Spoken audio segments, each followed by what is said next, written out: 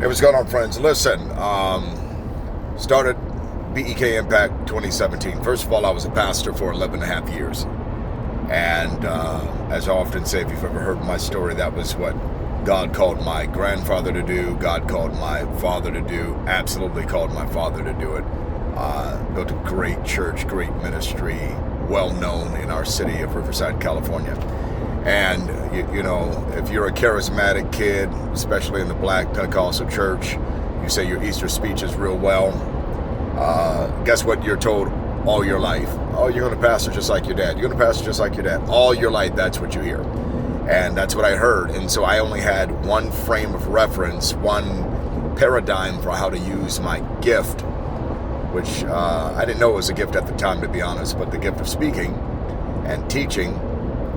So if you are good at that in the church, you're good at kind of wowing a crowd or capturing at least the attention, keeping the attention of the people that are listening to you, then you pastor. And so 2005, I launched out to pastor a church, 11 and a half years. Now, I don't know why it took me 11 and a half years to figure it out, but it did. 11 and a half years that I pastored. Church struggled every year. We were never profitable. Not 1 year. Never profitable. Ever. But, you know, people in my ear, keep going, Barry. You know, this, if God called you to it, you're going to have to just put in the work, plant the seed. God's going to bless you after a while.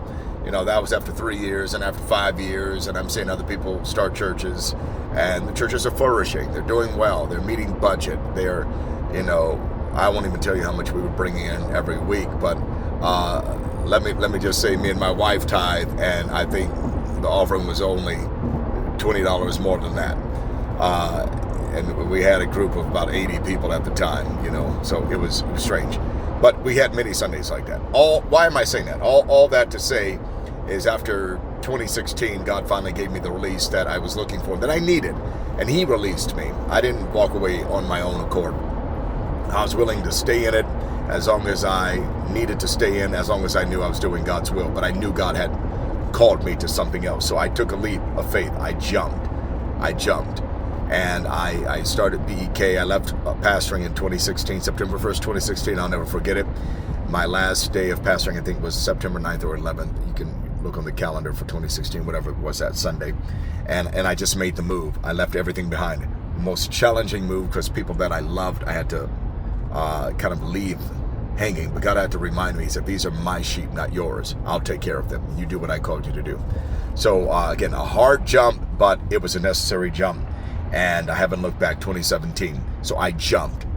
2016 I jumped. 2017 I actually started BEK.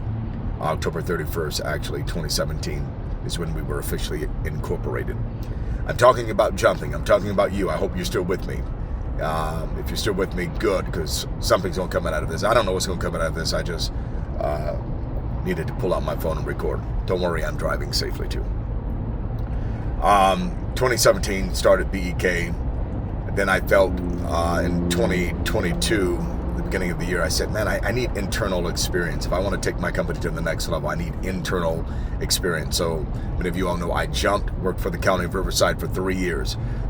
Best move, one of the best moves of my life. Professionally, in business, I'd have to say it is the best move so far of my life. Phenomenal experience and opportunity. Learned so much from my boss, from others, great leaders that I got to work with. And it was a God move. It was what I needed. So in there, here's a message of learning. You have to learn to pay attention. And paying attention to certain divine moves will not make sense logically, mentally, sometimes educationally, with all the education that you have. It would not make sense within your sphere of influence with people that you know. It's just not going to make sense. Again, I hope you're still rocking with me right now. It won't make sense. Let me say that to someone who has a vision, a huge God-sized vision, but you're stuck in a small place that you've outgrown. It's not that it's a small place, because it was once big. You've just outgrown it.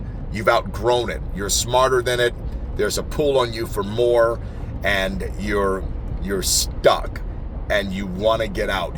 Whether you're at a job needing to go to a better position, another job, another industry, or you're in a job ready to build your business or needing to jump into building your business, doesn't matter.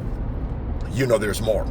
And so I worked at the County of Riverside for 3 years, and right in the third year, things started to slow down a little bit in the work, and I wasn't in demand as much anymore. It was kind of hard to kind of push my vision forward, and I started to feel that pull again like I did when I was called to move on from pastoring. I felt that, by the way, 4 years before I actually left in 2016 from pastoring. But at the County of Riverside, I felt it that year that I left, which is last year, 2025. And I said, man, I think it's time. But I didn't really know how to leave. And so I share this message often. I'll share it real quick because I'm already 5 minutes, almost 6 minutes into this video. And I don't even know where I'm going. I'm just recording it. But Peter and the disciples are on the boat. You've probably heard me if you follow any of my videos or follow me on my social media. You've heard this. Peter and the disciples are on the boat. They see this ghost-like figure on the water, and the ghost-like figure, it's Jesus. He says, don't be afraid, it's me. And Peter says, if it's really you, let me come out on water. And Jesus said one word, come. And most people, if they prayed for walking on water vision and dreams to come true, a walking on water, wish or goal, or whatever you want to call it. If Jesus only gave you one word, oh, sure, come on out, or just come, we would then start saying, wait, you want me to just get off the boat like right now? Like, when do I get off the boat? You want it right now? Do I wait for the winds to stop, the waves? Do you want me to run off? Do I walk? What side of the boat? We start asking questions, and I often tell people that, first of all, let's go back. You didn't ask God to get off the boat. You asked God to walk on water. So when you get the yes, when you get the green light to walk on water, here's what you do.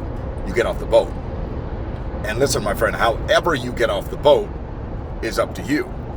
God's only responsibility at that point, after he says yes, is to make sure you can walk on water, and he sustains the water in such that no matter where the winds are blowing and the wave is restless, that you walk on water. That's God's job, is to get you to walk on water, protect you while you're walking on water.